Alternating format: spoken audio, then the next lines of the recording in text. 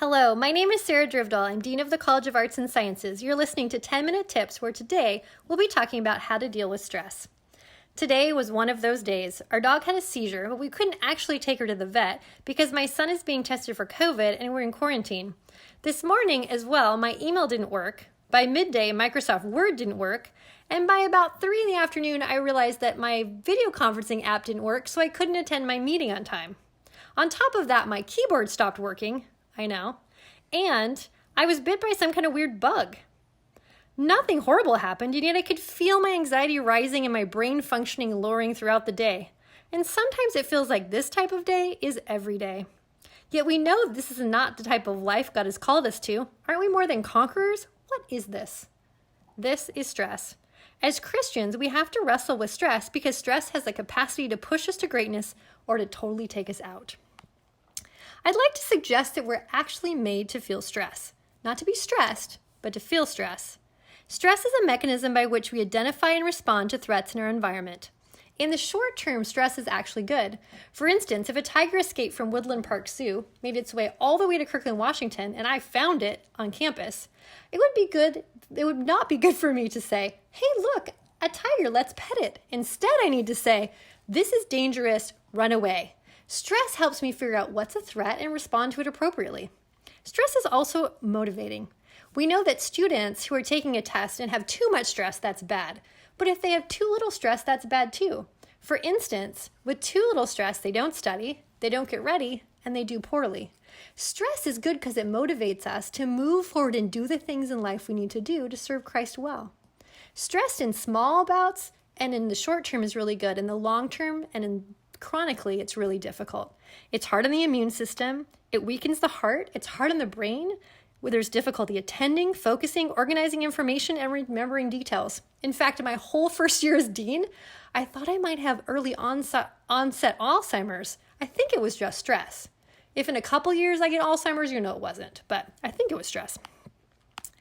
Also, we have to ask ourselves, what are we going to do about this? How am I going to use this stress to be good and harness it well, instead of letting all those difficult chronic things happen? And so let's talk about what we should do about it. We talk sometimes about spiritual disciplines, and I'm a huge fan of spiritual disciplines, but I'd like to suggest that there are other disciplines which can have spiritual impacts on our lives too, because they help us live more productively. I want to talk about 4 of these that help us deal with stress. The first one is to change the way we think. The second is to exercise. The third is to nurture our relationships. And the final one, which is actually a spiritual discipline, is to embrace our faith. So first, let's talk about the way we think. The Bible says, do not conform to the pattern of this world, but be transformed by the renewing of your mind. We have to think about how our mind can be renewed. We can think about difficult situations either as something that's terrible or as something that helps us learn and grow. And which one we choose will change the level of our stress. For instance, I'm pretty much technologically disadvantaged, as you might tell from my day. I'm also a Luddite.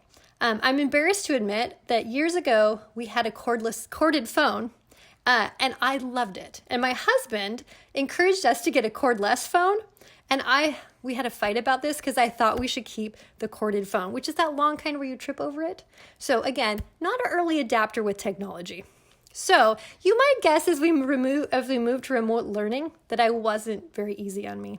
For instance, I spent many days frustrated, not sure how to get into my meeting, not sure how to get the sound to work, definitely spent some time just about in tears. And I had to say to myself, either I'm going to figure this out or I'm going to be a mess. And I didn't just mean figure out the technology, which I eventually mostly have, but also figure out how to deal with this emotionally. So if I couldn't get technology to work, what was I going to do? And I finally had to look at technology mistakes and problems and say, look at this great learning opportunity. And once I was able to do that, I was able to function much better in this remote learning environment. And I'm sure my students were more happy as well.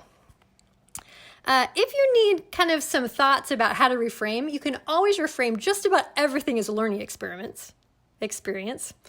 You can also think about it as a way to increase your perseverance. So James 1:2-3 says, consider it pure joy, my brothers and sisters, whenever you face trials of many kinds, because you know that the testing of your faith produces perseverance.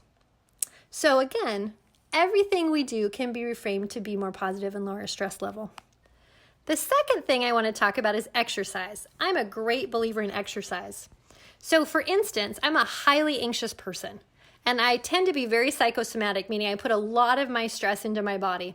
And there was a period of a couple years where I had an MRI for my brain because I had about a 2-month-long headache. And then I had an MRI for my stomach because I had all these weird stomach problems that were unexplainable. At the same time, I was teaching lifespan psychology. And about every chapter, the answer seemed to be exercise. And so I thought, well, maybe I should actually exercise. It takes a lot of repetition before someone with a PhD actually learns something, it turns out. So I decided that I'd try exercise. And that summer, I absolutely revolutionized my life.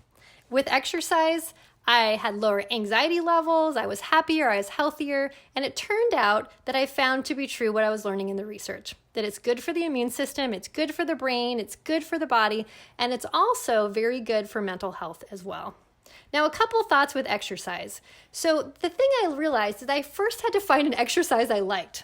I thought I hated exercise because at the time I had young children and I would do exercise videos and they would jump on me. That is actually not that fun, although it's probably fun for your children. But I finally got a road bike and realized I love to ride my bike. And once I found something I loved, I was able to exercise happily. If you can't find something you love, I encourage you to pair something you love with exercise. So exercise with someone you like, exercise reading a book you like, or watching a movie that makes you happy. So the second one is exercise. The third thing I want to talk about has to do with relationship. God calls us into relationship. We're called to be in relationship with Him and also in relationship with each other. In fact, the Trinity is this beautiful example of close relationship. Close relationships are great for our health. In fact, they make us healthier and happier than many other things. They improve our cardiovascular system, lower our stress hormones, increase our immune system, and allow us to deal with negative situations and feelings well. However, we all know that relationships aren't easy. They take time and effort. They can be difficult and they can be risky. I want to give you a couple tips when we're thinking about relationships.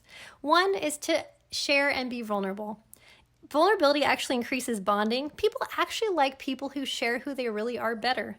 Another second tip is to serve other people.